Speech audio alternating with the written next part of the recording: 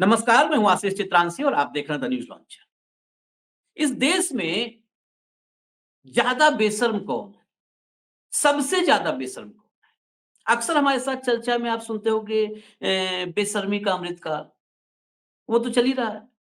लेकिन बेशर्मी के अमृतकाल में भी एक होड़ सी लगी है कि ज़्यादा बेशर्म कौन? सबसे ज़्यादा बेशर्म।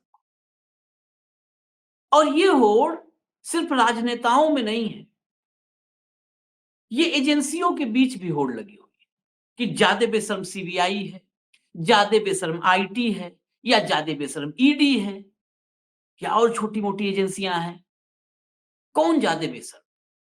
इस होड़ में ईडी बाजी मारती नजर आ रही है। कैसे मार रही है बाजी, इस पर चर्चा करेंगे कंट्रोल रूम। फटाफट भाऊ को जरा जोड़िए चर्चा में। भाऊ आ गए चर्चा में। भाऊ, आज इसमें थोड़ा पड़ताल करनी है कि सबसे ज्यादा बेशर्म कौन है। इस रेस में ईडी आगे निकलती नजर आ रही है क्योंकि ईडी के फटकार की गिनती करवाता हूं। हेमंत सोरेन मामले में कोर्ट ने फटकारा कुछ भी नहीं है, कैसे रखे हुए हो, क्या तमाशा मचा रखा है। नहीं नहीं, अनिल अनिल अनिल देशमुख, देशमुख हाँ अनिल वही मैं कहने देशमुख संजय अनिल देशमुख, देशमुख, संजय संजय राउत। राउत, हम्म, सोरेन, हम्म, कविता अग्रवाल, हम्म, हम्म, आ, उसके बाद केजरीवाल, केजरीवाल, उसके बाद मनीष संजय सिंह, सिसोदिया, संजय सिंह, संजय सिंह। दर्जनों, मतलब उंगलियां कब पड़ जाएंगी गिनने में। ये बेशर्मी का होड़ है। अब फिर जुड़ गया उसमें एक, अब इसीलिए ये जब जुड़ा तो मुझे लगा कि अब रिकॉर्ड बन गया है। अब ईडी ने रिकॉर्ड बना दिया, अब निर्विवाद रूप से उसको सबसे बेशर्म कहा जा सकता है। बार बार दुत्कार फटकार, अब हम लोग के पास शब्द नहीं है। कई बार लिखते थे कि सुप्रीम कोर्ट का करारा तमाचा, अब क्या लिखे भाई। अब लात जूता तो लिखेंगे नहीं, फिर भाषा असभ्य हो जाएगी। हैं? हाँ, हाँ, देखिए तो आशीष, क्या लिखे? यहाँ पे निर्लज्जता का अमृतकाल, ये जो शब्द आपने दिया है वो चल रहा है। हाँ, इसमें सबसे ज्यादा बेशरम शिरोमणि कौन? हम्म, एजेंसियों हम्म, में, मंत्रियों में, नेताओं में, स्पोक्स पर्सन में, मीडिया में, ये अलग हम्म, अलग वर्टिकल्स है। हम्म, एजेंसियों में बेशरम शिरोमणि, हम्म, निर्लज्ज रत्न, ये जो अवार्ड हम्म, है ये ईडी को हम्म, जाता है। हम्म। कि शर्म मैं है कि घटना आती नहीं। घटना अब जो जुड़ा मामला भाऊ, सेंथिल बालाजी, ये परिवहन मंत्री थे तमिलनाडु में। 15 महीने जेल में थे। इनको जमानत देते समय जस्टिस अभय ओका साहब थे और जस्टिस अगस्टीन जॉर्ज मसीह, ये दोनों जो जस्टिस हैं, इनकी साख अभी फिलहाल बड़ी अच्छी है। इसमें उन्होंने कहा कि भाई 15 महीने से जेल में है और निकट भविष्य में इस मामले का कोई हल निकलता हुआ दिख नहीं रहा है। ऐसे में उन्हें जमानत दी जाती है। 2000 आरोपी और 500 गवाह हैं। ऐसे मामले में सुनवाई और फैसले में ज्यादा वक्त लगने की संभावना है। और इससे महत्वपूर्ण, उन्होंने कहा कि कार्यपालिका को भी उन कानूनों पर ध्यान देना चाहिए जिनमें आरोपी पर खुद ही को निर्दोष साबित करने की जिम्मेदारी होती है। यही है पीएमएलए 2002 में, कि खुद को निर्दोष साबित करना है। और इसके अलावा जो सबसे महत्वपूर्ण कहा, उन्होंने कहा कि जमानत देने की सख्त शर्तों को लागू करके किसी को लंबे समय तक जेल में रखना उचित नहीं उचित है। है। ये मनमानी, इसको आप लोग टूल ना बना लें कि जमानत की शर्तों को जेल में रखने का टूल यानी हथियार बना लिया है आप लोगों ने। और इसके अलावा उन्होंने ये भी कहा, जहां और देखिए कैसे बेइज्जती पे बेइज्जती होती है, कोर्ट ने कहा कि अब तक के साक्ष्यों को यानी सबूतों को देखें तो सेंथिल बालाजी के खिलाफ ऐसा कोई सबूत नहीं है जिससे पता चले कि उनके बैंक अकाउंट में 1 करोड़ 34 लाख रुपए जमा किए गए। अब बताइए, 1 करोड़ 34 लाख का मामला था और यही सबूत नहीं है कि उनके अकाउंट में आए हैं। मुझे लगता है कि मेरे अकाउंट में कितना आया भाऊ, मतलब अगर एक्सेस है आपके पास तो 2 मिनट में आप पता कर लोगे बैंक वाले से कि भैया इनके अकाउंट में कितना आया। जो ये आशीष, नहीं पता कर पा रहा है? इतना बेहुदा काम चल रहा है ईडी का। हम्म, मेरे पास कुछ डॉक्यूमेंट आए, हम्म, 1000 डॉक्यूमेंट है, हम्म, 1000 कागज है। हम्म, अब मैंने सर्वोच्च न्यायालय के दो अ, बड़े वकीलों को रिक्वेस्ट की हम्म, हम्म, और फोटोकॉपी उनको भेजी। वो उनके थ्रू जा रहे हैं। हम्म, 700 करोड़ के मामले में ईडी ने विड्रॉ हम्म, किया है चीजों। हम्म, इंडिया बुल्स को तो ईडी ने जैसा गोद में लेके रखा है। हम्म, ऐसे कई मामले हैं मेरे पास। एक मामला तो इतना जबरदस्त है हाँ। कि एक पे ईडी की कार्रवाई चल रही है, सीबीआई की कार्रवाई चल रही है। हम्म। वो इंग्लैंड में फरार है। हम्म। वो अपने बहन की शादी के लिए आना चाहता था। हम्म। उसको लुकआउट नोटिस जारी किया हुआ था। हम्म। तो 3 दिन के लिए लुकआउट नोटिस से वो विड्रॉ हो गया। उसका लुकआउट नोटिस विड्रॉ हो गया। वो इंडिया में आया, शादी, बहन की शादी अटेंड की और तीसरे दिन वापस लंदन में गया और फिर लुकआउट नोटिस में उसका नाम आया। हम्म। और वो भारत में जरूरी है उसका, इसको वंचित। मतलब ये सारे डॉक्यूमेंट मेरे पास आ गए हैं, मैं बता रहा हूँ। हाँ। क्योंकि जैसा कि हाँ। आप जानते हो कि कोई भी डॉक्यूमेंट हमारे पास आता है तो हम इसको बड़े वकीलों से, रिटायर्ड जजों हाँ। से ये हम्म। करते हैं। इसलिए हमारे यहाँ थोड़ा कई बार लोगों को लगता है कि डॉक्यूमेंट तो ले गए हैं लेकिन ये कहीं डील तो नहीं कर रहे हैं। आज 2 महीने हो गए, उसमें एक एक डॉक्यूमेंट को ध्यान से देखना होता है। कई कोर्ट के ऑर्डर्स है। तो जहाँ 600 से 700 करोड़ के ऊपर ईडी बैठी हुई है, कोई किसी को कोई लेना देना नहीं। हम्म। एक जम्मू एंड कश्मीर बैंक का केस है 400-450 करोड़ का। सारे हम्म। डॉक्यूमेंट आ गए हैं। समय हम्म। पे हम मतलब उसमें जैसे ही इन्वेस्टिगेशन पूरा हो जाएगा, हम जनता के सामने लाएँगे। लेकिन 1 करोड़ में, 1 करोड़ के मामले में 15 महीने एक जेल में रखा। क्यों? क्योंकि वो डीएमके का मंत्री है। हम्म। डीएमके एनडीए में आने को तैयार नहीं। वो हम्म। इंडिया गठबंधन में है। ये संथिल का सबसे पहला गुनाह है। हम्म। स्टालिन का गुनाह है कि उसने इंडिया गठबंधन का साथ दिया। यदि वो हम्म। एनडीए हम्म। गठबंधन में होता हम्म। तो आज संथिल साहब उप मुख्यमंत्री होते। हम्म। कोई नहीं पूछता और कोई कह भी देता तो आरोप, यही हम्म। आरोप मतलब हर जगह। हेमंत सोरेन के मामले में, अरे वो 8.5 एकड़ की लैंड का क्या लेना देना है सोरेन के साथ? हम्म। फिर ईडी को पूछा, नहीं दिया। हम्म। कोयला कांड अग्रवाल, ईडी ने हम्म। को पूछा उन्होंने, अरे हम्म। भाई कोई आदमी एक कागज पे लिख के देता है या कोई बोल देता है तो आप उसको अरेस्ट कर लोगे किसी को? हम्म। साइंटिफिक एविडेंस कब करोगे? हम्म। साइंटिफिक इन्वेस्टिगेशन कब करोगे? या किसी से भी कुछ लिखवा लोगे और बोलोगे कि चलो ये आदमी गुनाह है और अंदर कर लो? हम्म। ऐसा ही एफिडेविट क्या आपको अनिल देशमुख से चाहिए था हम्म। पवार और ठाकरे परिवार को जेल में डालने के लिए? उसने नहीं दिया तो वो जेल चला गया। 100 करोड़ हम्म। के आरोप लगे, 1 करोड़ की चार्जशीट फाइल हुई, बताइए आप। और उसमें भी ईडी ने कहा कि ईडी का केस कौन सा है। हम्म। उसके बाद जब एफिडेविट की बात हुई तो अनिल देशमुख ने कहा कि मेरे पास फडणवीस ने आदमी भेजा था एफिडेविट के साथ। फडणवीस ने हम्म। कहा एक झूठ बोलता है, तो उसने उस हम्म। आदमी का नाम बता दिया। हम्म। वो आदमी एक बहुत ही छोटे पार्टी का एक ऑफिस बियरर है। उसको वाई हम्म। कैटेगरी की सिक्योरिटी क्यों दी सरकार ने, ये किसी को नहीं पता। हम्म। देवेंद्र हम्म। फडणवीस के मित्र है, देवेंद्र फडणवीस का घर आना जाना है। हम्म। और उसके बाद देवेंद्र फडणवीस ने कहा कि मेरे पास भी कुछ ये तुम्हारी पेन ड्राइव है। उसने कहा कि स्वागत है। हम्म। वो पेन ड्राइव अभी तक नहीं आई। हम्म। और अनिल देशमुख ने कहा कि जैसे ही चुनाव अनाउंस होगा मैं वीडियो भी रिलीज करूंगा, जिस हम्म। वीडियो में ये मुझे ऑफर देते हुए नजर आएंगे। हम्म। क्योंकि मैं जहां बैठा था वो सीसीटीवी कैमरे से कवरेज था। हम्म। आगे अनिल देशमुख पे लाने के लिए इन्होंने फिर सीबीआई का एक केस अनिल देशमुख के खिलाफ करवाया। हम्म। अनिल देशमुख बोला मैं तो इंतजार कर रहा हूँ सीबीआई आए, जेल ले जाए मुझे। हम्म। वो चाहते हैं कि चुनाव के टाइम पे मैं जेल जाऊं, और मैं डरूंगा नहीं क्योंकि मैंने कुछ किया ही नहीं, मैं काय को डरूंगा। हम्म। ऐसे हर जगह मिलेंगे आपको। अब संजय राउत के मामले में तो जेल कोर्ट ने ये कहा कि अरे भाई जो आरोपी है उसको पकड़ो, वो बाहर घूम रहा है, उसको अखबार में फोटो छप रहे हैं, हाँ। ये तुम किसको पकड़ के लाए इस केस में? ईडी चुप रही। हम्म। अब अनिल देशमुख को जमानत मिलने के बाद ईडी ने एक डेट भी नहीं लगाई। हम्म। ईडी को पता है ये केस जैसी कोर्ट में जाएगा, हियरिंग पे हम्म। जाएगा, ये हम्म। उसी पहले 2 दिन में फेंक दिया जाएगा बाहर। अब हेमंत सोरेन का भी केस नहीं आएगा हियरिंग पे, देखना। हाँ। हाँ। हो गया 5 साल, उस 5 महीने उसको जेल में रखा, लोकसभा चुनाव उसके पीछे कर निकलवा दिए। हाँ। पार्टी तोड़ ली। पार्टी तोड़ ली जो तोड़नी थी। हाँ। तो ये संदिल के मामले, अच्छा वो 2016 का केस है।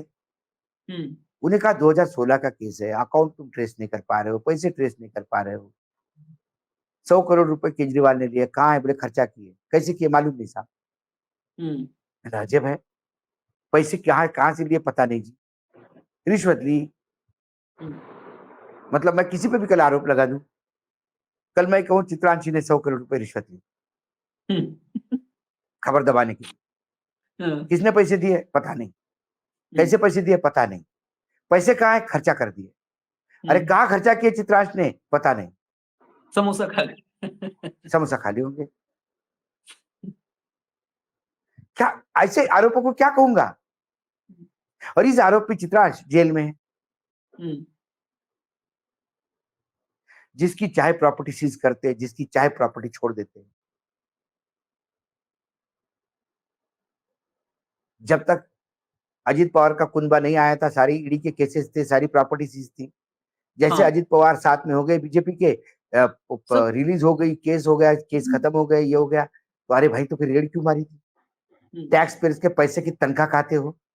तुम्हारे बाप दादा ने जायदाद छोड़ी है, जो लाल जी की गाड़ी में घूमते और बंगले में रहते हो, ये बड़े अधिकारी।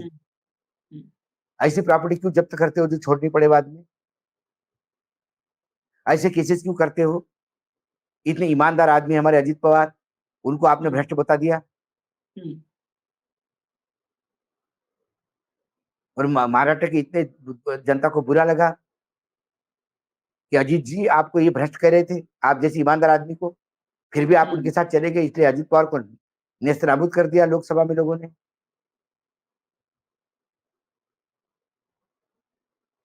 अच्छा, या फिर अजीत पवार भी बहुत कंफ्यूजन में है। इतना ईमानदारी का तगमा मेरे को लगा दिया है अमित शाह जी ने, इतना ईमानदार बताया कि अब उनके भी गले नहीं उतर रही, वाकई में इतना ईमानदार हूं क्या? कई बार इतना बड़ी वरिष्ठ पत्रकार करके ऐसा बोला जाता है कि आपने को भी शर्म आने लगती है। हमसे वरिष्ठ 4 बैठे हैं भैया, हम जब ट्रेनी थे तब वो संपादक थे, प्लीज बोलना पड़ता है कि वरिष्ठ मत कहिए उनके सामने, ये हमारे गुरुजन बैठे हैं। वैसे अजीत पवार की स्थिति होगी कि अब ईमानदार मत बताइए, थोड़ा बहुत तो मैंने भी किया होगा गुरुजी मुझे हरिश्चंद्र बता दिया तुमने।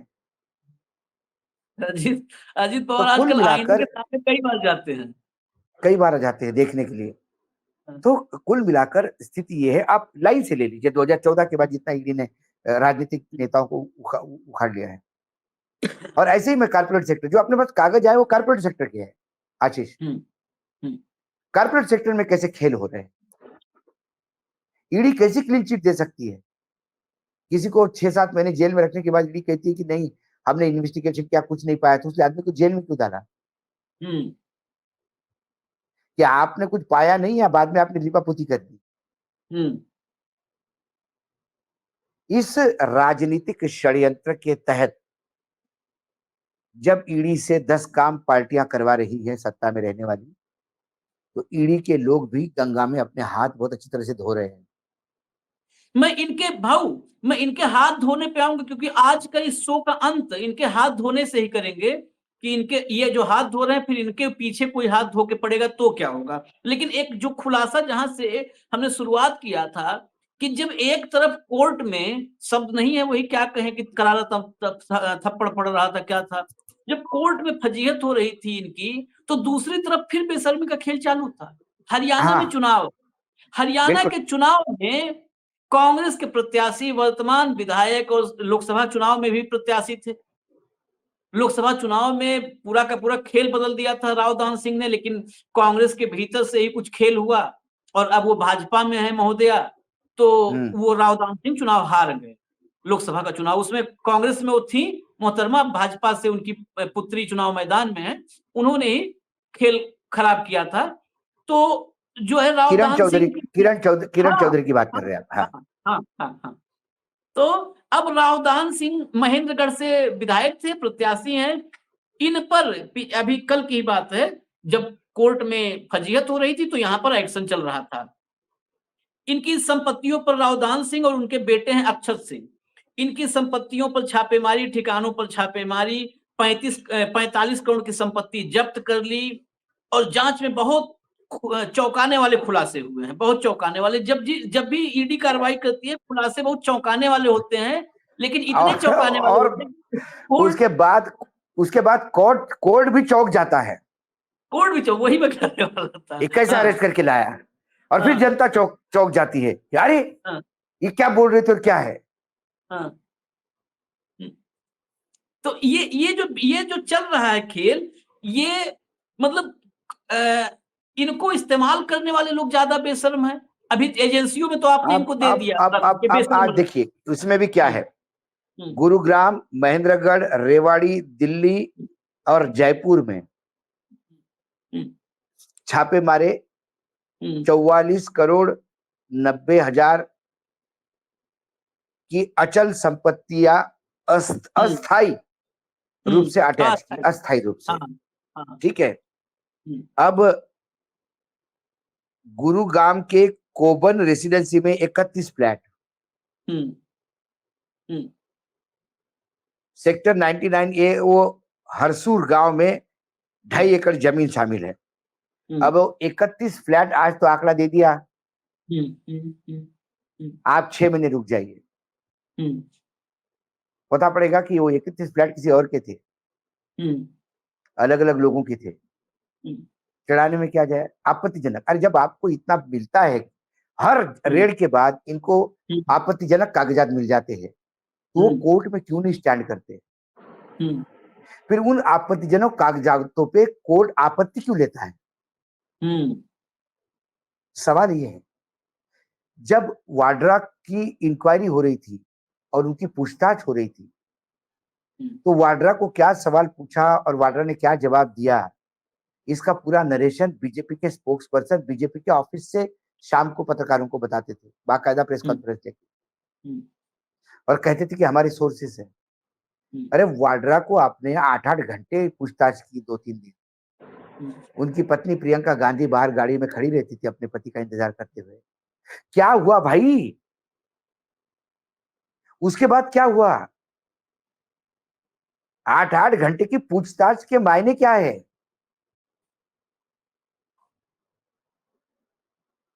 सवाल ये है। बड़ी बड़ी बात है इसमें एक और, कल कल वाड्रा ने मोदी को खुली चुनौती दी है। पूरी खबर है, खुली चुनौती, इसको डिटेल में भी लाएंगे आप ही के जरिए। खुली चुनौती दी कि मोदी जी और भाजपा एक भी मेरे पर जमीन के घोटाले का मामला, कोई प्लॉट, कोई जमीन एक भी साबित कर दे। अब इससे बड़ी चुनौती नहीं होगी। 11 साल बाद दामाद जी चुनौती दे रहे हैं, और 14 से ही मंचों पर ताली बजा बजा के मोदी जी दामाद जी करते थे, अब दामाद जी चुनौती नहीं दे नहीं रहे नहीं हैं। नहीं नहीं नहीं नहीं नहीं। ये इतने निर्लज्ज है, हाँ, निर्लज्ज शिरोमणि है हम्म, कि यूपी के चुनाव में, उत्तर प्रदेश के चुनाव में, विधानसभा के हम्म, एक इत्र वाले के यहाँ रेड पड़ी 280 करोड़ रुपए। वो जैन था कोई, उसे समाजवादी का बता के पूरे चुनाव में समाजवादी के यहाँ पैसा मिला, समाजवादी का। उनको मालूम था कि ये 2 घर पहले रेड पड़ी है, जो जैन समाजवादी वाला था 2 घर आगे था, ये रेड इनका गलत आदमी पड़ी। था, इनका ये निकल गया इनका, था। अरे ये तो गुटके वाले का आदमी था, कैश गुटके वाले का था, बाद में उस हाँ, रफा दफा हो गया मामला। हाँ, लेकिन चुनाव में उसके बावजूद झूठ बोलते रहे हम्म, कि ये समाजवादी का पैसा पहुंच गया। हम्म, क्योंकि क्या है, बोलने पे जीएसटी नहीं लगता, हम्म, और झूठ बोलने तो बिल्कुल ही नहीं लगता। यदि झूठ बोलने पे जीएसटी लगता तो भारतीय जनता पार्टी इस देश में सबसे बड़ी जीएसटी देने वाली पार्टी होती। हम्म। झूठ पे जीएसटी लगता था। ये हाल है अब इनके। इस चर्चा के अंतिम पड़ाव पर आते हैं, वो सवाल जो आपने कहा था हाथ धोने वाला। हालांकि हाथ धोने से पहले इसमें एक इंफॉर्मेशन और भी है रावदान सिंह में, कि आरोप है इन लोगों ने बैंकों के 1392 करोड़ रुपए का घोटाला किया और गलत तरीके से धन का दुरुपयोग किया। बैंकों के लोन का दुरुपयोग, इस देश में बैंकों के लोन पर तो अडानी खड़े हैं, उनका भी अरे कभी सर, सदुपयोग दुरुपयोग इस देश नहीं, की जनता जान पाएगी? मैंने क्या कहा, जिस दिन सरकार बदलेगी, हाँ, जिस दिन सरकार बदलेगी, तब कईयों के कुकर्मों का पाढ़ा जनता के सामने आएगा। हाँ। जो शोषण देश का किया है, बैंकिंग सेक्टर का किया है, ये बड़े बड़े लोगों ने, ये सब नंगे हो जाएंगे चौराहे पे। क्योंकि और ये अभी तो ईडी के अफसर सुरक्षा जो हाथ कवच धो है। रहे हैं, ईडी के अफसर ईडी जो हाथ धो रहे हैं। वो तो मैं आपको बताऊंगा कि कैसा एक वांटेड आदमी भारत में अपने बहन की शादी आके करके चला जाता है और उसका 3 दिन के लिए वो लिस्ट से गायब होता है, फिर ऐड होता है। ये किसने किया? उस शादी में आने के लिए कितने पैसे दिए? किसको दिए? ये सरकार को देखना है। हम तो डॉक्यूमेंट बता देंगे, शादी की डेट बता देंगे, आदमी बता देंगे, बहन का नाम बता देंगे, भाई का नाम बता देंगे। ये वांटेड था, ये कैसा 3 दिन आके गया, ये बता देंगे। इमिग्रेशन डिपार्टमेंट बताए वो आया कि नहीं इंडिया में। क्या बताएं आपको आशीष? जब सुनते हैं तो दिमाग सुन्न हो जाता है। फिर लगता है कि एक नया चैनल सिर्फ ईडी पे ही चालू करें क्या?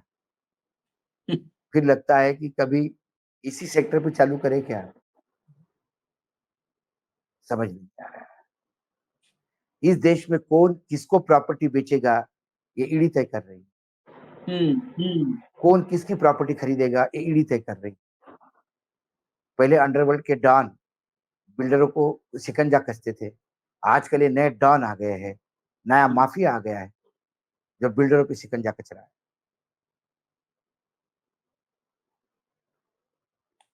खैर, इस ईडी के जो सवाल था हाथ धोने का, इस ईडी में ये आज ये बड़ा खुलासा हुआ है, लेकिन ये बहुत छोटे पोर्शन में हुआ है। इसका तो वक्त आएगा जब कागज पत्र जांच हो जाएंगे कि जिसके खिलाफ नोटिस था वो 3 दिन के लिए भारत में आता है और चला जाता है। ये चर्चा ईडी पर थी, उसके बीच में भाव ने बड़ा खुलासा किया, इसको ध्यान रखिएगा आप लोग।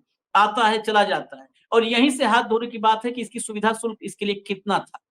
और अगर ये भारी भरकम सुविधा शुल्क है, तो जब दिन फिरेंगे तो ईडी के अफसरों की जांच के लिए एक नई ईडी बनानी पड़ेगी। एक टीम तो इन्हीं जांच के लिए बनेगी। यकीनन। 5 साल अगर जांच करना पड़े तो भी कम वक्त पड़ जाएगा, क्योंकि जो चल रहा है 10 साल में ईडी ने जितना बड़ा काम किया है, उनकी डायरी जितनी मोटी हो चुकी है, उस डायरी का बही खाता समझने में लंबा वक्त लगेगा और लंबे चौड़े दस्ते लगेंगे, फौज लगेगी।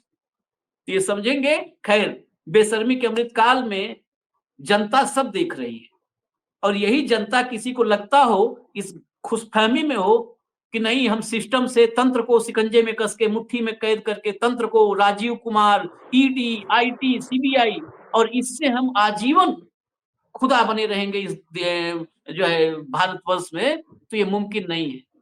जनता जब देखती है और बेशर्मी से परेशान हो जाती है, तो फिर जनता की सुनामी उठती है, फिर आउट करती है, फिर आपको कहीं नहीं छोड़ती है। इजाजत दीजिए, फिर मिलेंगे भाव के साथ अगले विषय पर चर्चा करने। नमस्कार।